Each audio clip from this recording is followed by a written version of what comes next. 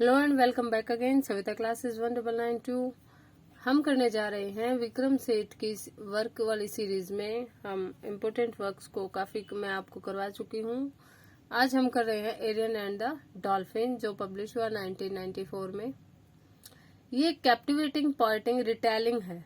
Retailing मतलब दोबारा बताना होता है, ठीक है। तो ये एक प्राचीन जो ग्रीक मिथ है एरियन के बारे में, उसी को ये वर्स में बताती है। फेमस पोएट और म्यूजिशियन थे एरियन, ठीक है। नैरेटिव जो है वो खुलता है सीरीज ऑफ पोएम्स, बहुत सारी सीरीज होती है पोएम की, जो vividly depicts the mythological story. जो किसको करती है? विविडली मतलब ज्वलंत चित्रण, पोर्ट्रेट मतलब चित्रण प्रस्तुत करना आपके सामने, बिल्कुल ऐसा जैसे कि आप जैसे पोएम पढ़ते हो ऐसा लगता है कि घटना आपके सामने घट रही है। वो होता है विविड पोर्ट्रे या विविड डिपिक्शन, ठीक है। एरियन की डेंजरस समुद्री यात्रा को दिखाती है और उसका एनकाउंटर फ्रेंडली डॉल्फिन से, किसके साथ? एक जो मित्र व्यवहार करने वाली हो, फ्रेंड वाला व्यवहार करने वाले डॉल्फिन के साथ, और उसका अल्टीमेट साल्वेशन, डिवाइन इंटरवेंशन जब करते हैं तो अंतिम में इनकी दोस्ती का क्या होता है वो दिखाया गया है। स्टोरी एरियन से शुरू होती है, जो कि एक टैलेंटेड पोएट और सॉन्ग राइटर होता है आइलैंड लेस्बोस से, और जो सोचता है कि वो अब समुद्री यात्रा करके जाएगा। कहाँ जाएगा? म्यूजिक कंपटीशन में भाग लेने, जो कि सिसिली में हो रहा है। So journey is from Lesbos to Sicily.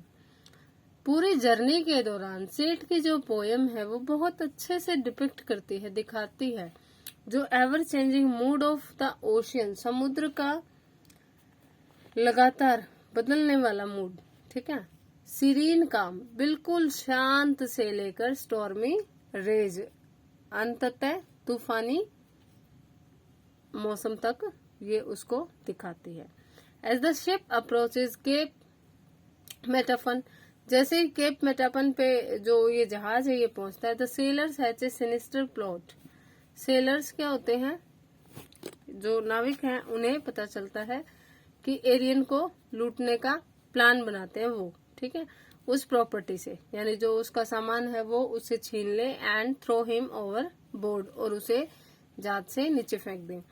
Despite pleas for mercy, दया के लिए काफी याचना करने के बाद भी जो ट्रेचरस क्रू है, जो क्रूर क्रू मेंबर है, वो फोर्स करते एरियन को कि वो अपने भाग्य को स्वीकार कर ले, एक्सेप्ट हिज फेट, यानी जो भाई किस्मत में होना उसे स्वीकार कर ले, and promising to play one last song before his end, और मरने से पहले एक गाना बजा ले। एक पायोगनेंट और ड्रामेटिक मोमेंट है ये, एक बिल्कुल ऐसा मतलब वो कहते हैं ना कि क्लाइमैक्स वाला मोमेंट यहाँ पर आ जाता है। एरियन एक दर्द भरा, दिल तोड़ने वाला, हृदय विदारक एक सॉन्ग गाना गाता है, ठीक है, जो रेजोनेट करता है। क्रीचर्स ऑफ हेवन, जो स्वर्ग के प्राणी हैं वो भी उससे सुन के मंत्रमुग्ध हो जाते हैं, और समुद्र के भी। तो जो मेलोडी है, यानी जो म्यूजिक तरंगे यहाँ से निकल रही हैं, वो एक ग्रुप ऑफ डॉल्फिन को अट्रैक्ट करता है, जिसमें से एक पोएट के म्यूजिक से बंधी हुई रह जाती है, लहरों के बीच से निकलती है और एरियन को सेफली अपनी सेफ्टी के साथ अपनी बैक पर लेके जाती है।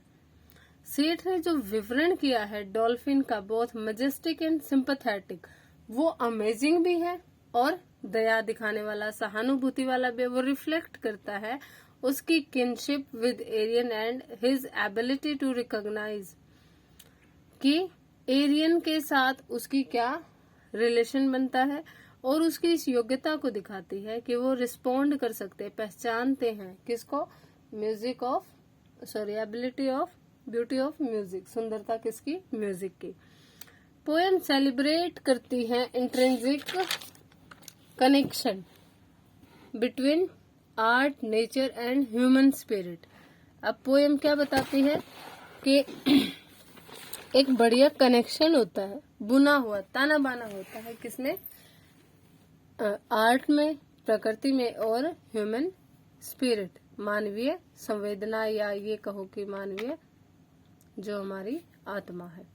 हाईलाइट करती है ट्रांसफॉर्मेटिव पावर ऑफ म्यूजिक, कि म्यूजिक जो है वो बदलाव ला सकता है, उसमें इतनी क्षमता होती है, और उसकी ability to bridge the gap between human and animal worlds. और म्यूजिक में ये भी क्षमता होती है कि जो भाई इंसानी संसार है उसमें और जानवरों वाले जो संसार है उसमें, प्राणियों के संसार में जो गैप है उसको जोड़ने का काम करे, एक सेतु का काम करे। जैसे डॉल्फिन एरियन को समुद्र के लहरों में से लेके जाती है, the poet contemplates the transient nature of human life, क्षण भंगुरता को दिखाता है ना, बदलाव को वर्सेटैलिटी को दिखाता है ना, काफी मतलब तुरंत एक ही पल में जीवन क्या से क्या हो जाए इस चीज को दिखाता है। और इनडिस्क्राइबेबल ब्यूटी दिखाता है, प्राकृतिक संसार की उस सुंदरता का वर्णन करता है जिसको एक्सप्लेन नहीं किया जा सकता। सेठ के जो डिस्क्रिप्शंस है वो इवोकेटिव है, मतलब भावनाओं को जागृत करने वाले। सी और स्काई के उससे जो है जो रीडर्स है वो डूब जाते हैं, immerse the readers in the journey, बिल्कुल उसमें खुद उतर जाते हैं। हम पढ़ते हैं ऐसा लगता है हम समुद्र की यात्रा कर रहे हैं।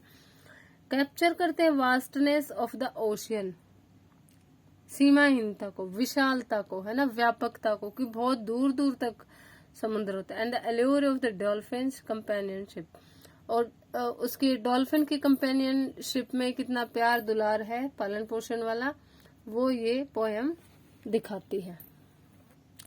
स्टोरी एक डिवाइन टर्न ले लेती है जब एरियंस हार्प प्लेइंग, जो हार्प जब वो बजाता है तो वो अटेंशन कर लेता है किसकी, सी गॉड पॉजिडन। यहाँ पे क्या होता है, इसमें एक दैवीय बदलाव आ जाता है या घुमाव आ जाता है, मोड़ आ जाता है इनकी स्टोरी में। कब, जब एरियन का जो हार्प बजता है उससे क्या है, समुद्री गॉड पॉजिडन अट्रैक्ट हो जाते हैं। पोएट के टैलेंट से इम्प्रेस होकर, आकर्षित होकर और इंस्पायर हो जाते डॉल्फिन की बहादुरी से। सो जो ये समुद्र गॉड हैं पॉजिडॉन, ये इंटरवीन करते हैं और ये मतलब बीच में आ जाते हैं, है ना, इंटरफेयर करते हैं कि भाई एरियन की सेफ्टी को इंश्योर कर सके। He turns the ship's treacherous crew to stone, वो क्या करते हैं, उन्हें पत्थरों से मिला देते हैं और पनिश करते हैं उन्हें उनके ट्रेचरस होता है कायरतापूर्ण या चालाकी के साथ बनाया गया साजिश, है ना। इस पोएम में जब डॉल्फिन का पर्पस होता है, the dolphins poem set highlight करते हैं डॉल्फिन का पर्सपेक्टिव, उसकी सेल्फलेसनेस को दिखाते हैं, मतलब निस्वार्थ भाव को दिखाते हैं, और उसका कनेक्शन दिखाते हैं विद द डिवाइन, दैवीय शक्ति के साथ। जो एक्शन है डॉल्फिन्स के वो गाइडेड सिंपली नहीं है बट इंस्टिंक्ट है, मतलब ऐसा नहीं है कि वो होता है ना कि सिक्स सेंस गाइड करती है, वो ऐसा नहीं है, बट एक सेंस ऑफ पर्पस है। यानी डॉल्फिन के जो एक्शन है वो अचानक से नहीं होते, वो किसी उद्देश्य के साथ होते हैं जो एनिमल्स की सोच से या उनके वर्ल्ड से, उनकी तार्किकता से परे होते हैं।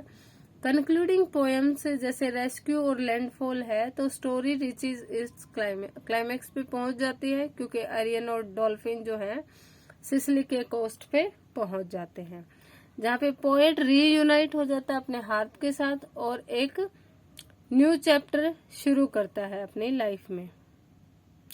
डॉल्फिन अब उसका उद्देश्य पूरा हो गया है तो वो वापस समुद्र की गहराइयों में चली जाती है और एक सिंबल छोड़ जाती है अपने पीछे जो काफी लंबे समय तक रहने वाला है, जो करेज और फ्रेंडशिप, बहादुरी और मित्रता का है। यहाँ पर जो विक्रम सेठ हैं उन्होंने एक लिरिकल और पैग्नेंट नैरेटिव को बुना है, ताना बाना बुना है, जो कैप्चर करता है एंशिएंट मिथ की एसेंस का, कि imbuing it with unique poetic voice, अपने जो उनका यूनिक कला है हर चीज को ये मानो कि गाने की फॉर्म में, पोएम की फॉर्म में कह देने की, उसके साथ वो इसको कनेक्ट करते हैं। पोएम सेलिब्रेट करती है म्यूजिक की सुंदरता को, कनेक्शन दिखाते हैं ह्यूमन और नेचर में, और म्यूजिक की जो पावर है, कंपैशन है, उसकी जो बदलाव वाली अवस्था उसे दिखाती है। सेठ की जो इवोकेटिव लैंग्वेज है ना, भावनाओं को जागृत करने वाली, है ना, विविड इमेजिनेशन है, वो क्या करती है, रीडर्स को स्टोरी के बिल्कुल हृदय में ले जाती है। इससे कैप्टिवेटिंग और मेमोरेबल सब के लिए ये अविस्मरणीय रह जाती है और स्पेल बाइंडिंग वर्सेस बन जाती है। जो भी इसे सुनता है वो कभी भूलता नहीं है। तो ये था आपके लिए Ariane and the dolphin.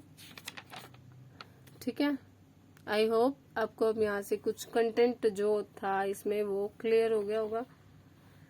Next हम करेंगे the revered earth, that will be next video. Like share subscribe. Savita classes 1992। जय श्री श्याम। खुश रहे आप सब।